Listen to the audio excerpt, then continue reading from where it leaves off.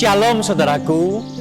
Dalam menghadapi krisis kehidupan sekarang ini, apa kiat bijak dari Alkitab? Saudara, saya menemukan petunjuk hikmat dari Amsal pasal yang ke-30 ayat yang ke-24 sampai yang ke-28.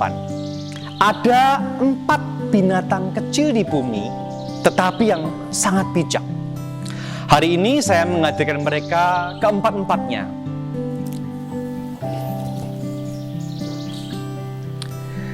Yang pertama, kita belajar dari semut.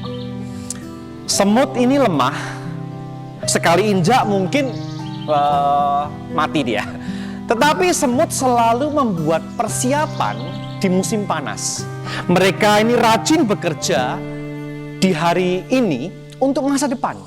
Karena semut tahu bahwa waktu itu begitu berharga. Jadi mereka tidak menunda-nunda waktu. Selagi masih bisa, ia akan bekerja. Dan saudara, Tuhan sengaja ciptakan semut ini untuk mengingatkan saudara dan saya agar kita semangat untuk bekerja, belajar, melayani, dan tidak malas untuk mempersiapkan masa depan kita. Yang kedua, saudara, yaitu adalah pelanduk. Saudara, kata yang lebih tepat untuk pelanduk ini sebetulnya adalah hewan savan, saudara. Sapan ya. Hewan ini tidak ada di Indonesia sih.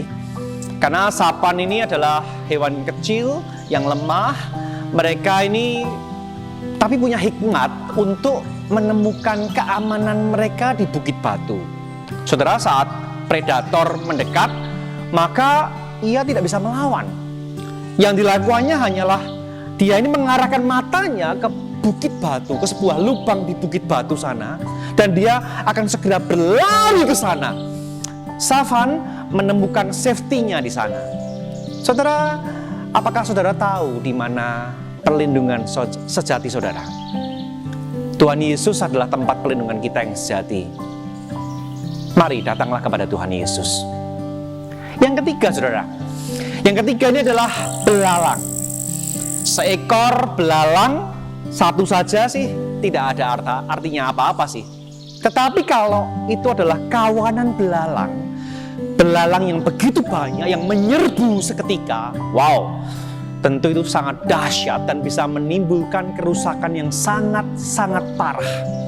Saudara ingat tulah ke-8 atas bangsa Mesir, saat kawanan belalang itu datang, maka matahari itu sampai tertutup karena mereka begitu banyak dan menutupi tanah itu, dan tanaman-tanaman akan diserbu habis. Saudara, ini bicara soal kerjasama, saudara. Mereka belalang ini tidak punya raja, tidak punya pemimpin, tetapi di dalam kawanan mereka bekerja bersama. Saudara, tidak bisa menjadi orang Kristen sendirian. Kita ini butuh rekan. Kita butuh sahabat-sahabat rohani yang kita perlukan.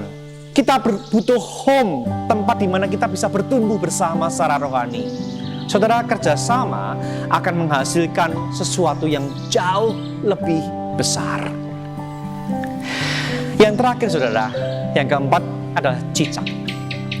Cicak adalah hewan yang kecil yang bisa ditangkap dengan tangan kita. Cicak ada di rumah kita, tapi juga dicatat dalam Alkitab, dia juga ada di istana raja, saudara. Saudara, cicak bisa ada di tempat-tempat penting di dunia ini, karena cicak tidak mengganggu. Sekalipun cicak ini kecil, mudah ditangkap, tidak terlalu menonjol, tetapi cicak punya keberadaan hidup yang bisa diterima oleh semua orang.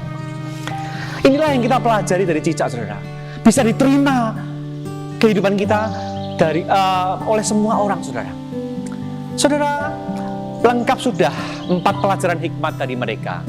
Ingat semut, kita harus siapkan masa depan. Rajin kerja, belajar, berusaha tanpa malas. Ingat savan, kita ingat bahwa kita ini lemah, kita butuh perlindungan Tuhan.